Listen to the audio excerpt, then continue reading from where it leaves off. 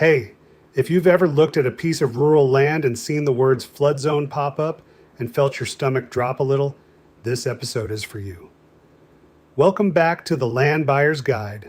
I'm your host, Scott Thomas, founder of landparker.com, where we help everyday people find and buy affordable rural land with terms that actually make sense. And today we're talking about flood zones, what they mean, why they matter on rural property specifically, and how to think about them without panicking. Because here's the thing, flood zones are one of the most misunderstood topics in land buying. People either ignore them completely, or they see a flood zone label and walk away from a property that might have been totally fine for their plans. So let's just break it all down in plain language. All right, so what actually is a flood zone? A flood zone is basically a geographic area that FEMA, the Federal Emergency Management Agency, has mapped out based on how likely that area is to flood. They publish these maps called flood insurance rate maps, or FIRMs, and they're free to the public. We'll talk about how to access them in a minute. Now, these maps use letter designations to tell you the level of risk. The main ones you'll run into when you're looking at rural land, Zone X is the one you want to see. That means minimal flood hazard. It's outside even the 500-year floodplain, low risk. Then you've got Zone A, Zone AE, Zone AH, Zone AO. Those are all high-risk designations. They're within what's called the 100-year floodplain, which sounds dramatic, but it basically just means there's a 1% chance of flooding in any given year. If you've got a federally backed mortgage on a property in one of those zones, flood insurance is typically required. Zone A specifically, without any extra letters, is common on rural land. It's high risk, but there's no detailed elevation data available. A lot of rural areas just haven't had the full engineering studies done, so FEMA kind of makes their best estimate. And then there's Zone D, which means undetermined. No analysis has been done. That shows up in some really rural areas too, so that's the basic framework. Now, why does this stuff matter more on rural land than, say, a house in the suburbs? A few reasons. First, rural parcels are often big. Like, if you're buying a 40 or 50 acre property, you might have most of it sitting in a low risk zone with a creek corridor cutting through one end in a high risk zone. That doesn't mean the land is a problem. It just means you need to know where the lines fall before you start making plans. And speaking of plans, where you put your structures matters a lot. If you want to build a home, a barn, put in a well, or install a septic system, the flood zone designation of that specific spot on the property is what counts. Not the property as a whole, but that specific location. Septic systems are a big one people don't think about. A lot of counties have restrictions on installing septic in floodplain areas. So if your building site is in a high-risk zone, that could complicate your off-grid setup. It's worth checking with the local county planning or zoning office before you get too deep into a purchase.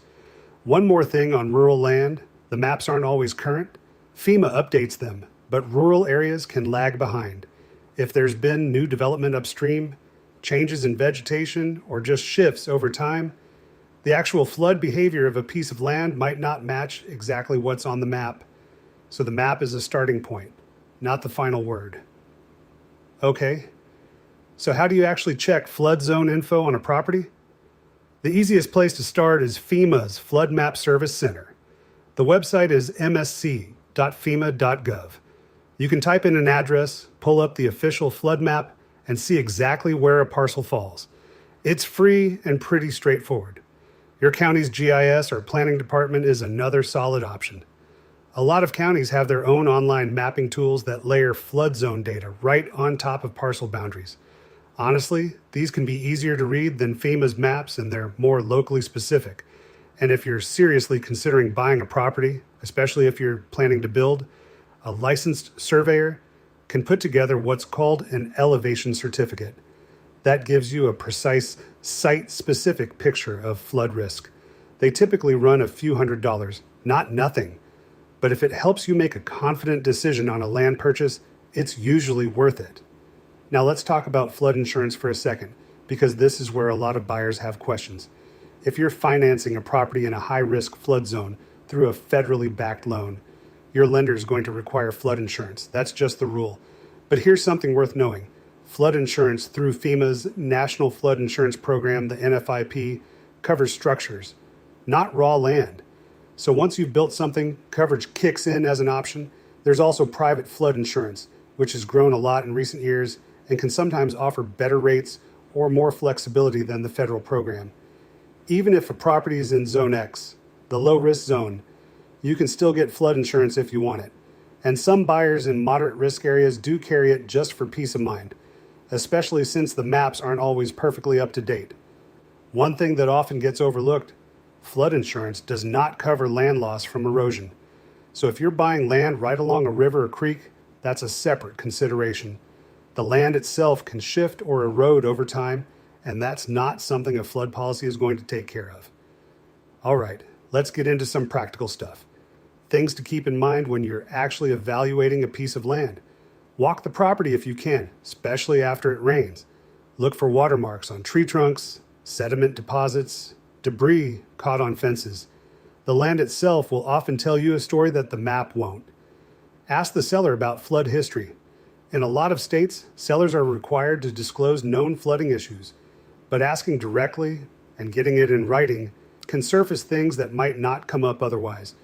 You might also come across something called a LOMA or a LAMAR. Those stand for Letter of Map Amendment and Letter of Map Revision. These are official FEMA documents that correct or update flood zone information for specific parcels. If part of a property was previously remapped out of a flood zone, there should be paperwork to back that up. It's worth asking if any of those exist for a property you're looking at. And here's something that makes a real difference. Think about how the flood zone interacts with what you actually want to do with the land. If you're planning to build your home on a high ridge and the floodplain is down by the creek where you want your garden or your pasture, that's a completely different situation than if your only buildable spot is sitting in the middle of a high-risk zone. Context really does matter here. Now, I want to say this clearly because I think it gets lost. A flood zone designation is not automatically a reason to walk away from a piece of land. Floodplain areas are often some of the most beautiful, productive, and biologically diverse land out there. Bottomland hardwoods, wildlife, rich garden soil. That's all common in floodplain areas. A lot of people actually love having that kind of land. The key is just making sure your structures and utilities are placed thoughtfully, ideally outside the high-risk areas, so that those water-adjacent features work in your favor.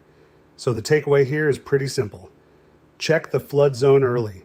Use FEMA's maps or your county's GIS tools. Talk to the local planning office if you've got specific building plans. And if you're getting serious about a property, consider an elevation certificate. It doesn't have to be a complicated process. It just takes a little legwork up front. The buyers who run into trouble are usually the ones who skip the research and get surprised later.